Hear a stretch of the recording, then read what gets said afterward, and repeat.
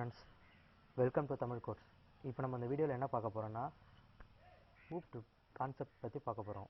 Object oriented programming concept. First object oriented programming லாங்குவேஜஸ்னா என்னன்னு முதல்ல தெரிஞ்சுக்கணும்.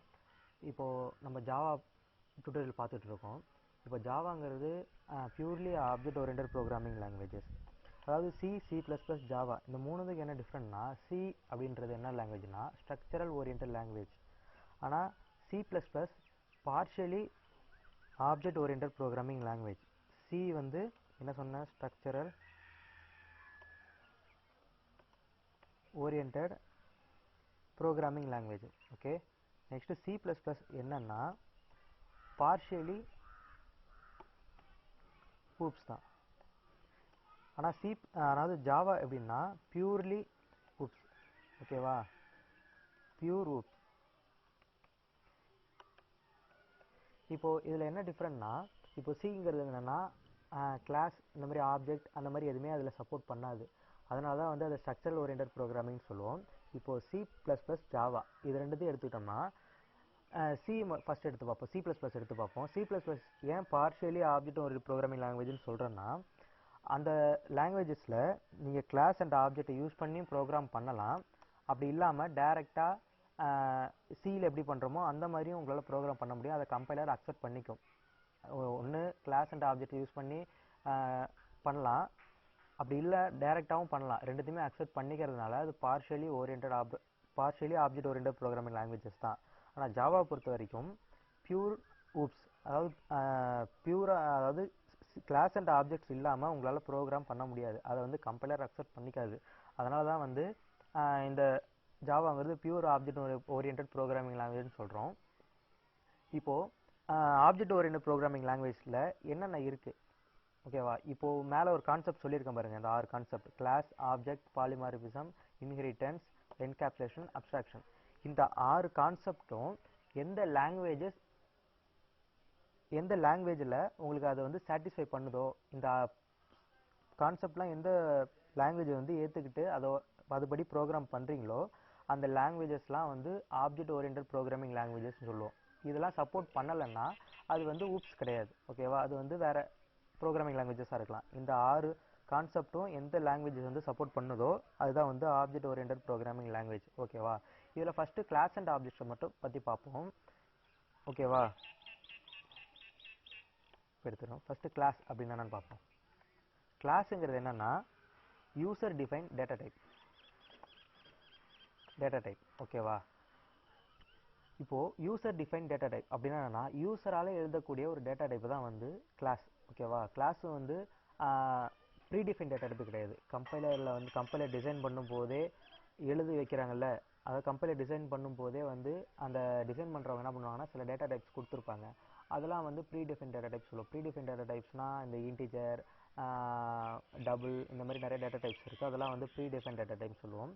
கிளாஸை பொறுத்த வரைக்கும் என்னென்னா யூசர் டிஃபைன் டேட்டா டைப். யூசரால் வந்து மாறி அவங்களுக்கு தேவைப்பட்ட நேரத்தில் வந்து அதை எடுத்து எழுதிக்கலாம். எந்தெந்த கிளாஸ் வேணுமோ அது வந்து ப்ரோக்ராமுக்கு தகுந்த மாதிரி மாற்றி எழுதிக்கலான்றனால தான் வந்து இது வந்து யூசர் டிஃபைன் டேட்டா டைப்னு சொல்கிறோம்.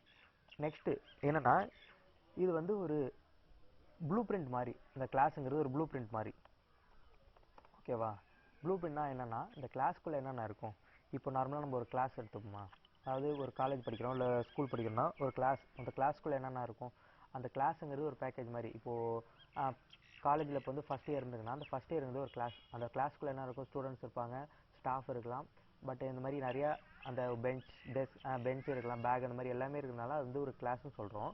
இப்போ அந்த கிளாஸ்க்குள்ளே இருக்கிறதுல அது எல்லாமே அந்த கிளாஸோட ப்ராப்பர்ட்டினா ஸ்டூடெண்ட்ஸும் ப்ராப்பர்ட்டி தான், நெக்ஸ்ட்டு வந்து ஸ்டாஃபும் ப்ராப்பர்ட்டி தான், அதுக்குள்ள இருக்க டெஸ்க்கு எல்லாமே ஈச் அண்ட் எவ்ரிதிங் எல்லாமே ப்ராப்பர்ட்டி தான், கிளாஸோட ப்ராப்பர்ட்டி தான்.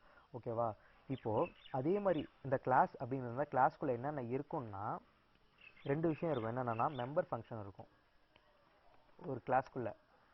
நெக்ஸ்ட்டு என்ன இருக்கும், டேட்டா மெம்பர். ஓகேவா, இந்த ரெண்டும் வந்து கிளாஸுக்கு ரொம்ப மேண்டேட்டரி. ஓகேவா, இந்த ரெண்டும் இல்லாமல் கிளாஸ் நம்மளால் எழுத முடியுமானா முடியும், பட் அது வந்து உங்களோட யூஸுக்கு தகுந்த மாதிரி நீங்கள் மாற்றி எழுதிக்கலாம். ஆனால் இந்த ரெண்டும் ரொம்ப முக்கியம். இப்போ வந்து மெம்பர் ஃபங்க்ஷன் என்னென்னு பார்ப்போம். மெம்பர் ஃபங்க்ஷன் என்னென்னா நார்மல் மெத்தட் தான். நார்மல் மெத்தட்னால் ஜாவாவில் மெத்தட்னு சொல்லுவோம், C++ல் ஃபங்க்ஷன் சொல்லுவோம். ஆனால் ஏன் அதை ஃபங்க்ஷன் சொல்கிறோம், ஏன் அதை மெத்தட்னு சொல்கிறோன்னு எதை வச்சு சொல்லுவோம்னா அது வந்து ஊப்ஸ் அந்த கான்செப்டை பேஸ் பண்ணி தான் சொல்லுவோம். இப்போது ஆப்ஜெக்ட் ஓரியன்டட் ப்ரோக்ராமிங் லாங்குவேஜஸில் அதை வந்து மெத்தட்னு சொல்லுவோம். ஓகேவா? இதே வந்து அது ஆப்ஜெக்ட் ஓரியன்டட் ப்ரோக்ராமிங் இல்லாமல் வேறு ஏதாவது ப்ரோக்ராமிங் லாங்குவேஜஸ் அப்படி இருந்துச்சுன்னா அங்கே வந்து அதை ஃபங்க்ஷன்னு சொல்லுவோம். ஓகேவா?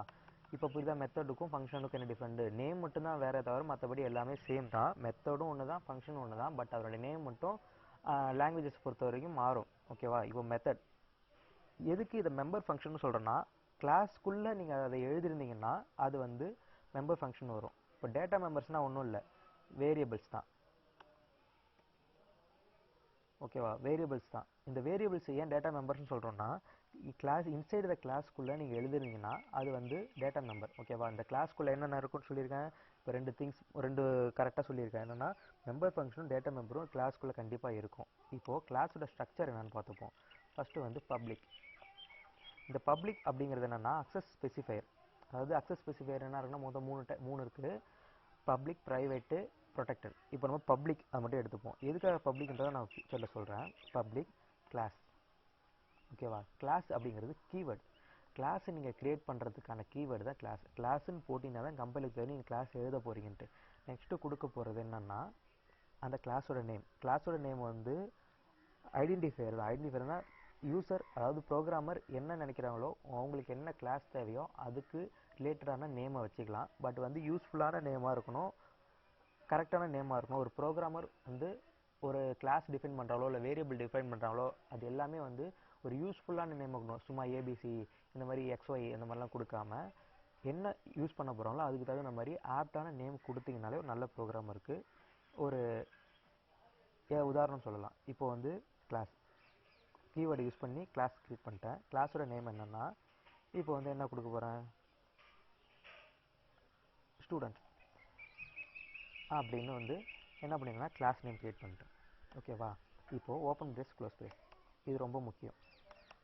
இப்போது ஜாவாவில் இது வந்து ஒரு எக்ஸாம்பிள். இப்போது கிளாஸ் எப்படி க்ரியேட் பண்ணுறதுன்ட்டு. ஓகேவா? பப்ளிக் கிளாஸ் அப்படிங்கிறது கீவேர்டு. கிளாஸுங்கிற கீவேர்டை யூஸ் பண்ணி தான் கிளாஸ் க்ரியேட் பண்ண முடியும். அடுத்து ஸ்டூடெண்ட்ஸுங்கிறது ஐடென்டிஃபையர், அதாவது கிளாஸோட நேம். அந்த நேம் வந்து என்ன வேணாலும் இருக்கலாம். அது வந்து ப்ரோக்ராம் மைண்டை பொறுத்து இருக்குது, என்ன வேணாலும் இருக்கலாம். உள்ளே என்ன இருக்குன்னு சொன்னேன், இப்போது இன்ட் ரீஜன் நம்பர். ஓகே, இந்த இன்ட் ரீஜன் நம்பர் வந்து ஒரு வேரியபிள். இது என்னன்னு சொல்லியிருக்கேன் மேலே, மெம்பர் டேட்டா மெம்பர்னு சொல்லியிருக்கேன். டேட்டா மெம்பர் என்ன இருக்குது, வேரியபிள்ஸ் டிக்ளேர் பண்ணுறோம். டிக்ளேர் பண்ணிட்டேன் கிளாஸ்க்குள்ளே. Next member function. Member function என்னென்னா உள்ளே நீங்கள் என்ன மெத்தட் எழுதுறீங்களோ அதான் மெம்பர் ஃபங்க்ஷன். நீங்கள் என்ன பண்ணுறா பப்ளிக் void மெத்தட் நேம் என்ன, get data. இப்போ வந்து ஒரு கிளாஸ் எழுதியிருக்கேன், ஒரு கிளாஸ் க்ரியேட் பண்ணியிருக்கேன். பப்ளிக் கிளாஸோட நேம், அதுக்குள்ளே என்ன பண்ணியிருக்கேன்னா ஒரு மெம்பர் ஃபங்க்ஷன் அண்ட் ஒரு டேட்டா மெம்பர் ரெண்டு டிக்ளேர் பண்ணியிருக்கேன். இது வந்து டேட்டா மெம்பர், இது வந்து ஒரு மெம்பர் ஃபங்க்ஷன். இப்போது ஒரு ஒன்று மட்டும் தான் டிக்ளேர் பண்ணணும் அப்படின்லாம் அவசியம் இல்லை. உங்களுக்கு எத்தனை வேணாலும் டிக்ளேர் பண்ணிக்கலாம். உங்கள் யூஸுக்கு தகுந்த மாதிரி நீங்கள் 100 வேரியபிள் கூட டிக்ளேர் பண்ணிக்கலாம், 100 மெத்தடு கூட டிக்ளேர் பண்ணிக்கலாம். அதெல்லாம் கரெக்டாக மேனேஜ் பண்ண தெரிஞ்சுன்னா கண்டிப்பாக பண்ணிக்கலாம். நான் எக்ஸாம்பிளுக்காக ஒன்று க்ரியேட் பண்ணியிருக்கேன். இப்போது இந்த மெத்தட் டிக்ளேர் பண்ணும்போது அதே மாதிரி பப்ளிக் வாய்ட் கெட் டேட்டா அப்படின்னு கொடுத்துருக்கேன். அது என்ன அப்படின்னு வந்து பிகினர்ஸுக்கு, இது வரைக்கும் நீங்கள் ப்ரோக்ராமிங் லாங்குவேஜஸ் படித்ததில்லை, இதான் ஃபஸ்ட்டு டைம் அப்படின்னா இது எப்படி டிக்ளேர் பண்ணுறது இதெல்லாம் ஒன்றுமே புரியலன்னா ஒன்றும் பிரச்சனை இல்லை. இது அப்படியே மைண்டில் வச்சுங்க. நான் நெக்ஸ்ட் வீடியோவில் அப்டேட் பண்ணிகிட்டே இருப்பேன், அதில் கண்டிப்பாக பார்த்துங்க புரியும்.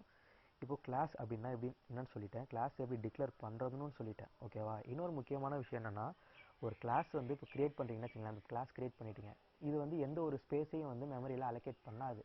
இப்போது கம்பைலர் என்ன பண்ணணும்னா இதை நீ க்ரியேட் பண்ண வரைக்கும் வச்சுக்கோம். ஓகேவா? இதை வந்து நீங்கள் மெமரி, அதாவது மெமரி இருக்குல்ல, அந்த மெமரியில் போய்ட்டு நீங்கள் இந்த கிளாஸ் க்ரியேட் பண்ணியிருக்கேன், இவ்வளோ டேட்டா, இவ்வளோ ஸ்பேஸ் எனக்கு வேணும்னு எந்த ஒரு கிளாஸும் போயிட்டு மெமரியில் ஸ்பேஸை வந்து கன்சியூம் பண்ணாது. ஓகேவா? இது எப்போ கன்சியூம் பண்ணணும்னா நீங்கள் எப்போ ஆப்ஜெக்ட் க்ரியேட் பண்ணுறீங்களோ அப்போ தான் கன்சியூம் பண்ணணும். ஒரு கிளாஸ் அண்ட் ஆப்ஜெக்ட் வந்து ரெண்டுமே முக்கியம். ஒரு கிளாஸ் க்ரியேட் பண்ணுறீங்கன்னா அதுக்கு ஆப்ஜெக்ட் கண்டிப்பாக முக்கியம். வெறும் கிளாஸை மட்டும் வச்சு நம்ம எழுத முடியாது, அதுக்கு ஒரு ஆப்ஜெக்ட் ரொம்ப முக்கியம். அதனால தான் வந்து கிளாஸ் அண்ட் ஆப்ஜெக்டை பற்றி இப்போ சொல்கிறேன். ஓகேவா? கிளாஸுங்கிறது உங்களுக்கு நல்லா புரியுதா? இது வந்து ஒரு ப்ளூ பிரிண்ட் மாதிரி. இதுக்குள்ளே நீங்கள் எவ்வளோ வேரியபிள்ஸ் வேணாலும் வச்சுக்கலாம், எவ்வளோ மெம்பர் ஃபங்க்ஷனாலும் வச்சுக்கலாம். இதை வந்து ஒன்ஸ் நீங்கள் க்ரியேட் பண்ணிட்டீங்கன்னா இதை வச்சு நீங்கள் வந்து எத்தனை டைம்னாலும் அதுக்கு ஆப்ஜெக்ட் க்ரியேட் பண்ணி அது எத்தனை டைம்னாலும் அதுக்கு வேல்யூ நீங்கள் வந்து பாஸ் பண்ணிகிட்டே போகலாம். அப்படி பாஸ் பண்ணும்போது என்ன ஆகும், நீங்கள் திரும்ப திரும்ப வந்து மெம்பர் ஃபங்க்ஷனையும் இல்லை ஒரு வேரியபிளோ நீங்கள் திரும்ப திரும்ப டிக்ளேர் பண்ண வேணாம். இப்போது சொல்கிறது வந்து உங்களுக்கு புரியாமல் இருக்கலாம், பட் இதை வந்து நான் ஒரு எக்ஸாம்பிளில் சொல்கிறேன். இப்போ வந்து நார்மலாக போன சி ப்ரோக்ராம் போய் C++ போயிடுவோம். வேணாம், நம்ம சிலே ஒரு ப்ரோக்ராம் எழுதுவோம். சியில் என்ன எழுதுவீங்க, இன்க்ளூட் stdio.h. ஓகேவா. நெக்ஸ்ட் என்ன பண்ணுவோம், டைரெக்டாக அதில் வந்து void main போயிடுவோம். ஓகேவா. இப்போ வந்து யூசர்ட் வந்து இப்போ வந்து என்ன பண்ணுவோம், மேலே ஒரு கிளாஸ் டிக்ளேர் பண்ணியிருக்கேன்ல, ரிஜிஸ்டர் நம்பர் டிக்ளேர் பண்ணியிருக்கேன். அது வந்து கெட் டேட்டா அப்படின்னு ஒரு மெத்தட் டிக்ளேர் பண்ணியிருக்கேன். இந்த மெத்தட் வச்சு என்ன பண்ண போகிறோம்னா, யூசர்ட் வந்து வேரியபிளை வந்து அதாவது ரிஜிஸ்டர் நம்பர் மட்டும் வாங்கி அதை டிஸ்பிளே பண்ணணும், ஏதோ ஒன்று பண்ண போகிறோம். இப்போ இதே நம்ம சியில் பண்ணுறோம்னா என்ன பண்ணணும்னா, இன்ட்டு ரிஜிஸ்டர் நம்பர். ஓகேவா. இதை வந்து யூசர்ட் வந்து வாங்குறோமோ ஏதோ பண்ணுறோம். ஓகேவா. நெக்ஸ்ட் வந்து இப்போ யூசர்ட் வந்து வாங்குறோன்னு வச்சுங்களேன், printfல என்டர் ரிஜிஸ்டர் நம்பர். ஓகேவா. சும்மா ஜஸ்ட்டு scanf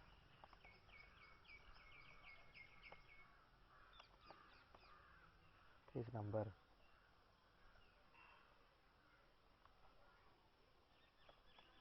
ஓகேவா. இப்போ வந்து ரிஜிஸ்டர் நம்பரை வாங்கிட்டேன் யூசர்ட் வந்து வாங்கி என்ன பண்ண போகிறேன், இதை பிரிண்ட் பண்ண போகிறேன். ஓகேவா. இதை பிரிண்ட் பண்ணுறதுக்கு என்ன, printf. ஓகேவா. Register number is register number. ஓகேவா. இப்போ வந்து இது ஒரு சி ப்ரோக்ராம். இதில் நீங்கள் நான் மெத்தட் நான் யூஸ் பண்ணல, பட் ஒரு சின்னதாக ஒரு ப்ரோக்ராம் மட்டும் எழுதியிருக்கேன். இப்போ நீங்கள் ரன் பண்ணுறீங்க. ஓகேவா. இப்போ என்ன பண்ணியிருக்கேன், ஒரே ஒரு வேரியபிள் தான் டிக்ளேர் பண்ணியிருக்கேன், ரிஜிஸ்டர் நம்பர். அதை வந்து என்டர் பண்ணுறேன். இப்போ ரன் பண்ணும்போது என்ன ஆகும்னா, என்ன கேட்கும், ஜஸ்ட்டு என்டர் த ரிஜிஸ்டர் நம்பர்னு கேட்கும். ஒரு டைம் ரன் ஆகும். நீங்கள் ரிஜிஸ்டர் நம்பர் கொடுத்தோன்னே என்ன ஆகும், ரிஜிஸ்டர் நம்பர் பிரிண்ட் பண்ணிவிட்டு வெளில வந்துடும். ஓகேவா. இல்லை நீங்களே வெளில வந்துக்கலாம். ஓகேவா. இது ஒன்று மட்டும் தான் இப்போ பிரிண்ட் ஆகும். இது வந்து ஒரு எஃபிஷியன்ட் ப்ரோக்ராம்னா கேட்டிங்கன்னா இல்லை. ஓகேவா. இப்போ வந்து ஒரு ஸ்டூடெண்ட்டோட டேட்டா பேஸ் நீங்கள் ரெடி பண்ணுறீங்க. உங்கள் கிளாஸில் வந்து ஒரு 50 பேர் இருக்காங்கன்னு வச்சுங்களேன். 50 பேருடைய ரிஜிஸ்டர் நம்பரை நீங்கள் கெட் பண்ணணும். அப்படி கெட் பண்ணும்போது இப்போ நான் அந்த சியில் போட்டிருக்கலாம், அந்த ப்ரோக்ராம் இப்போ போட்டிருக்கேன்ல, இந்த ப்ரோக்ராமை வச்சு உங்களால் வந்து 50 பேரோட டேட்டாவை ஒரே டைமில் கெட் பண்ணிகிட்டே வர முடியுமா, முடியாது. ஏன்னா ஒன்ஸ் இது ரன் ஆச்சுன்னா ஒரே ஒரு வேரியபிளை தான் வச்சு அதை கெட் பண்ணி அதை பிரிண்ட் பண்ணணும், அவ்வளோதான். இப்போ இன்னொருத்தவங்க வேரியபிள் இன்னொரு டைம் வேணும்னா என்ன பண்ணணும், மறுபடியும் திரும்ப ரன் பண்ணணும். இது வந்து ஒரு எஃபிஷியண்டாக ப்ரோக்ராம்னா இல்லை. ஓகேவா. இப்போ திரும்ப வேணா என்ன பண்ணணும், இப்போது ரிஜிஸ்டர் நம்பர் 1 ரிஜிஸ்டர் நம்பர் கொடுத்துட்டேன். இப்போது இன்னொருத்தவங்களுடைய ரிஜிஸ்டர் நம்பர் வேணால் என்ன பண்ணணும், ரிஜிஸ்டர் நம்பர் 2 மறுபடியும் இன்னொருத்தவங்க வேணால் ரிஜிஸ்டர் நம்பர் 3. இந்த மாதிரி நீங்கள் வேரியபிள் டிக்ளேர் பண்ணணும். அதே போல் அதுக்கு printf ஸ்கேனை போட்டு நீங்கள் வேரியபிள் வேல்யூ வந்து யூசர்ட்டு வந்து வாங்கணும், அதை திரும்ப பிரிண்ட் பண்ணணும். இப்போ நீங்கள் ஒரு 50 ஸ்டூடெண்ட் இருக்காங்கன்னா 50 வேரியபிள் நீங்கள் டிக்ளேர் பண்ணுவீங்களா, அதுக்கு வந்து ஒரு எஃபிஷியண்ட்டாக இருக்காது. அது வந்து ஒரு எப்படி சொல்கிறது, ஒரு ஜென்ரல் ப்ரோக்ராம் கிடையாது. இப்போ வந்து உங்கள் கிளாஸில் வந்து 50 பேர் இருக்காங்க. ஓகே, நீங்கள் ஒரு 50 வேரியபிள் டிக்ளேர் பண்ணிட்டீங்க. இப்போ அதே ப்ரோக்ராம் எடுத்து போய் வேறு ஒரு கிளாஸில் உள்ள டேட்டா வந்து கெட் பண்ணு நினச்சிங்களா, அங்கே வந்து 100 பேர் இருப்பாங்க. அந்த ப்ரோக்ராம் வச்சு உங்களால் எடுக்க முடியுமா, முடியாது. ஆனால் இதையே வந்து நம்ம இப்படி யூஸ் பண்ணும்போது என்ன ஆகும்னா, 100 வேரியபிள் டிக்ளேர் பண்ணுவீங்க. 100 டைம் வந்து என்ன ஆகும்னா, இன்டீஜரோட ஸ்பேஸ் என்ன, 2 பைட்டு. ஓகேவா. அந்த 2 பைட் என்ன ஆகும்னா, ஒரு வேரியபிள் டிக்ளேர் பண்ணிங்கன்னா 2 பைட் டேட்டா வந்து அதை ஆக்குபை பண்ணிக்கும் மெமரியில். இப்போ 100 வேரியபிள் டிக்ளேர் பண்ணிங்கன்னா 100 × 2 எத்தனை, கிட்டத்தட்ட 200 பைட்டோட டேட்டாவை நீங்கள் ஒரு சின்ன வேரியபிள், அதாவது ரிஜிஸ்டர் நம்பர் கெட் பண்ணுறதுக்குன்னே வேஸ்ட் பண்ணுவீங்க. இதெல்லாம் அவாய்ட் பண்ணணும். அப்படின்றதுனால தான் வந்து ஆப்ஜெக்ட் ஓரியன்டட் ப்ரோக்ராமிங் போனாங்க, கிளாஸ் அண்ட் ஆப்ஜெக்ட்ஸ் யூஸ் பண்ணாங்க. ஓகேவா. இப்போது இதை நான் கிளாஸில் யூஸ் பண்ணிட்டேன்னா, ஒன்ஸ் நான் கிளாஸ்க்குள்ளே வச்சுட்டேன், ரிஜிஸ்டர் நம்பர் கெட் பண்ணிட்டேன், மெத்தட் அதை வந்து பிரிண்ட் பண்ணுறதுக்கோ கெட் பண்ணுறதுக்கோ ஒரு மெத்தட் டிக்ளேர் பண்ணிட்டேன். ஓகேவா. இப்போது இதை வந்து நான் உள்ளேயே அதை டிஃபைன் பண்ணுறேன்னு வச்சுக்கோங்க. நான் மெத்தட் டிக்ளரேஷன் மட்டும் வச்சுருக்கேனே வேணாம். ஓகேவா. இதை வந்து என்ன பண்ணுறேன்னா, டிக்ளேர் பண்ணுற மாதிரி பிரிண்ட் பண்ணுற மாதிரி வச்சுக்கிறேன். system.out.println page number. ஓகேவா. அதை நான் பிரிண்ட் பண்ணிட்டேன். எனக்கு கெட் பண்ணுறதுலாம் வந்து மெயின் மெத்தட் நான் பண்ணிக்கிறேன். அதை நான் பற்றி அப்புறம் சொல்கிறேன். இதான் ஜஸ்ட் ஒரு ப்ரோக்ராம் இருக்குன்னு வச்சுங்களேன். இதை ஒரு கிளாஸ் இருக்குது. ஓகேவா. இப்போது ஒரு ஆப்ஜெக்ட் என்ன பண்ணணும்னா, ஆப்ஜெக்ட்டுங்கிறது என்ன? இப்போ நெக்ஸ்ட் வந்து ஆப்ஜெக்ட்டுக்குள்ளே போனீங்கன்னாவே இது எப்படி நம்ம யூஸ் பண்ணுறதுன்னு புரிஞ்சுக்க முடியும். நெக்ஸ்ட் ஆப்ஜெக்ட் அப்படிங்கிறது என்னன்னா ரியல் டைம் என்டிட்டின்னு சொல்லுவாங்க. ரியல் டைம் என்டிட்டி இந்த மாதிரி நிறைய கதைலாம் சொல்லுவாங்க. பட் அதெல்லாம் நமக்கு வேணாம். ரியல் டைம் என்டிட்டி தான் ஓகே தான். பட் ஆப்ஜெக்ட்ங்கிறது எல்லாமே இந்த கிளாஸ்க்குள்ளே இருக்க எல்லாமே வந்து அக்சஸ் பண்ணுறது ஒவ்வொரு பொருளையும் காட்டி எல்லாமே ஆப்ஜெக்ட் தான் சொல்லிட்டு இருப்பாங்க. பட் அதெல்லாம் நமக்கு வேணாம். ஒரு ஆப்ஜெக்ட் அப்படின்றது என்னன்னா அது எதுக்கு யூஸ் பண்ணுறோன்னா to create instance of class. நீங்கள் எப்போ ஆப்ஜெக்ட் கிரியேட் பண்ணுறீங்களோ ஒரு கிளாஸுக்கு ஆப்ஜெக்ட் கிரியேட் பண்ணும்போது தான் அந்த கிளாஸுக்கு மெமரியில் அலோகேஷன் நடக்கும். அது வரைக்கும் நடக்காது. இப்போ புரியுதா நல்லா? இப்போது இந்த ரிஜிஸ்டர் நம்பர் நான் டிக்ளேர் பண்ணிட்டேன். இதுக்கு நீங்கள் ஒரு ஆப்ஜெக்ட் கிரியேட் பண்ணி இந்த ரிஜிஸ்டர் நம்பர் நீங்கள் கால் பண்ணி அதுக்கு வேல்யூ அசைன் பண்ணும்போது தான் அந்த மெமரியில் அது அலோகேஷன் நடக்கும். அது வரைக்கும் நடக்காது. இந்த மாதிரி ஒரு கிளாஸுக்கு இன்ஸ்டன்ஸை கிரியேட் பண்ணுறதுக்காக மட்டும்தான் ஆப்ஜெக்ட் யூஸ் பண்ணுறோம். அதை யூஸ் பண்ணி அந்த ஆப்ஜெக்ட் யூஸ் பண்ணி இந்த கிளாஸில் உள்ள எல்லாத்தையுமே நீங்கள் அக்சஸ் பண்ணிக்கலாம். இந்த கிளாஸில் வந்து 100 வேரியபிள்னாலும் அக்சஸ் பண்ணிக்கலாம், 100 மெத்தட் இருந்தாலும் அக்சஸ் பண்ணிக்கலாம். ஒரு ஆப்ஜெக்டை வச்சு நீங்கள் எத்தனை வேணாலும் அக்சஸ் பண்ணிக்கலாம். அதே போல் ஒரு கிளாஸுக்கு எத்தனை ஆப்ஜெக்ட் வேணாலும் கிரியேட் பண்ணிக்கலாம். ஓகேவா? இப்போ ஸ்டூடெண்ட் அப்படின்ட்டு கிளாஸ் கிரியேட் பண்ணுறேன். இதுக்கு வந்து மெயின் ஃபங்க்ஷனில் நான் எப்படி ஆப்ஜெக்ட் கிரியேட் பண்ணுவேன் அப்படின்றத நேராக போய்க்கலாம். இப்போ வந்து பப்ளிக் ஸ்டாட்டிக் வாய்ட் மெயின். இது வந்து ஒரு மெயின் ஃபங்க்ஷன். ஜாவாவில் முக்கியமாக நீங்கள் இது வந்து ஒரு ஜாவா ப்ரோக்ராமை கன்சிடர் பண்ணிங்க. ஜாவா ப்ரோக்ராமில் தான் எழுதியிருக்கேன். இது ஸ்டார்டிங், இது எண்டிங். ஓகேவா?